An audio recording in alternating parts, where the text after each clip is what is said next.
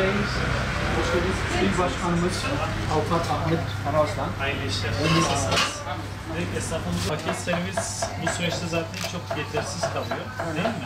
Paket servis ayakta kalmak çok zor. Ailesi, çocuğu, kendisi derken nereden baksak Türkiye'nin ciddi bir yükünü ekonomik olarak kaldırıyor. Esnafın yani ayakta kalmaması ekonomiye çok ciddi manada zarar veriyor. Bize çok ağır bir yük. Su da böyle gereksiz bir para gibi yani devlete verilen gereksiz. Ayın başında geliyor. Ayın başı gelmeden alıyorlar. Evet. Yani kirada bizim hiçbir şeyimiz tabimiz yok artık. Yani buraya geliyor, buradan yiyip alıp gidiyorlar. Yani saat 8'den sonra zaten insanı zorlasan dışarı çıkmıyorlar.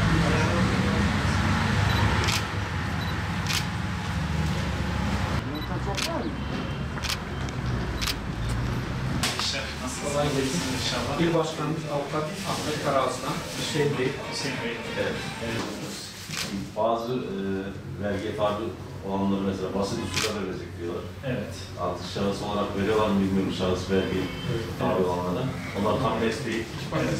Bugün otobüslerde, minibüslerde, AVM'lerde, sokakta, her yerde şu an herkes iç içe gerekli tedbirlerini, maske, mesafeyi almış bir şekilde şu an herkes buraları kullanabiliyor. Ama sadece virüs acaba lokantada, kafede ya da buralarda mı? Yani buradan kaynaklara gibi Buradan böyle bir şey var. Biz bu konuda esnafımızın paket servisi yeteri gelmediğini düşünerek artık yavaş yavaş müşteri kabinine başlamasını talep edeceğiz. İlkokul, ortaokul mezunu birçok kişi, devlet kademesine ya da yerleşemeyen kişiler şimdi bugün kim istihdam ediyor? Çırak olarak, kalfa olarak, usta olarak esnaf istihdam ediyor. Bu yükü devletin hiç yoktan bu ekonomik yükünün büyük bir kısmını esnaf aslında karşılıyor.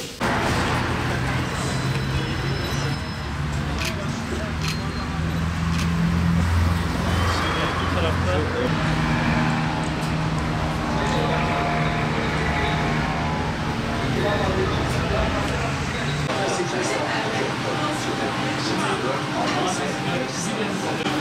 buna ilgili yerlere esnafın durumunu biz izah edeceğiz. Birçok üreteceğiz. Belki çözüme bir katkımız olur diye düşünüyoruz. İnşallah. Ama yani şöyle bir virüs var. Evet. Onun etkisi var. Yani biz şu an özellikle mesela birçok yerde bu şekilde girişlerde HES kodu, belki ilk aşamada HES koduyla ya da %50 evet, lokanta için o lokanta kısmını kullanabilmesi İnşallah. Bekliyoruz ya. Bir tane alayım.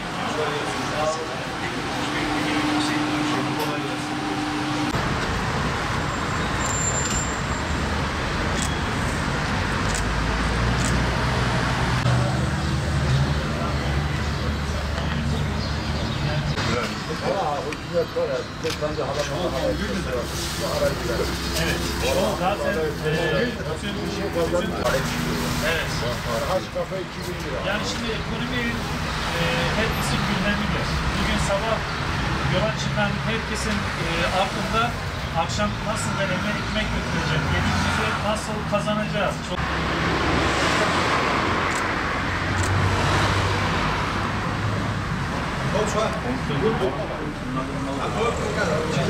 İnşallah esnafımızın bu son süreçteki durum, insanların ihtiyaçlarını nasıl tedarik ediyor bir öğrenmek istedik. Sizden bilgi almak istiyoruz.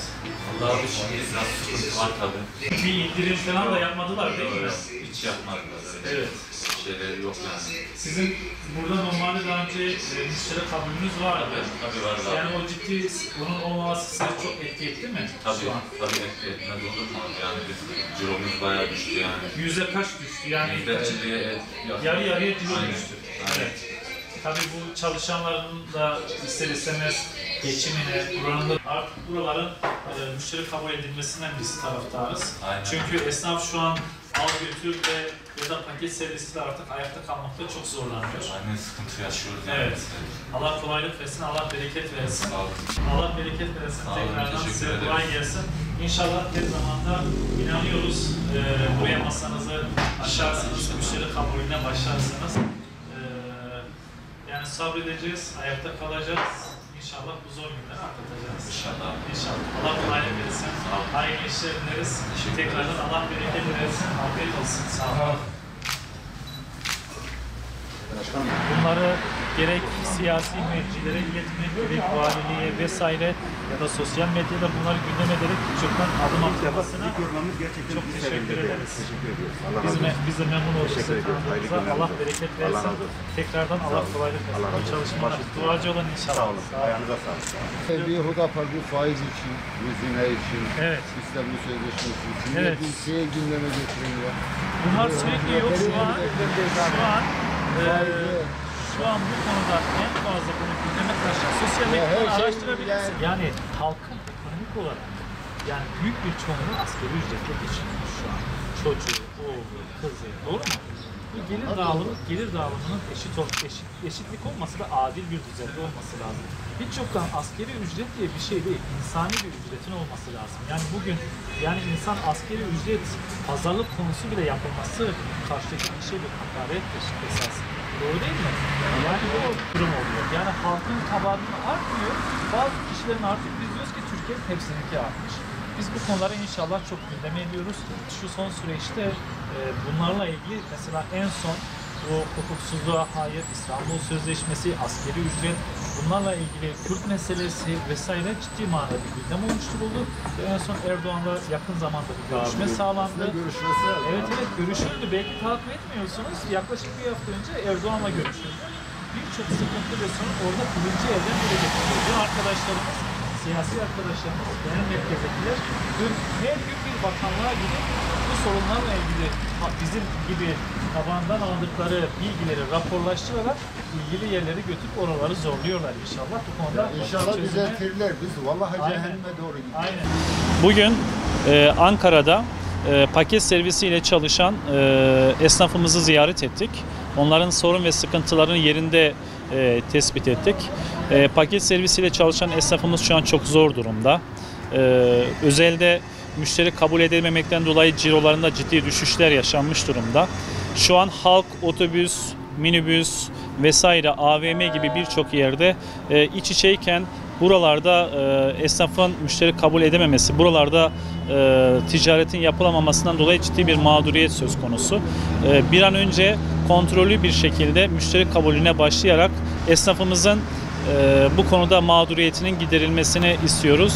Devletin vermiş olduğu destek paketleri esnafımıza bir nebze de olsa yeterli gelse de uzun vadede onların sıkıntılarını çözecek durumda değil. Yakın zamanda paket servisiyle çalışan esnafımızın müşteri kabulüne başlayarak masalarını yeniden açmasını talep ediyoruz.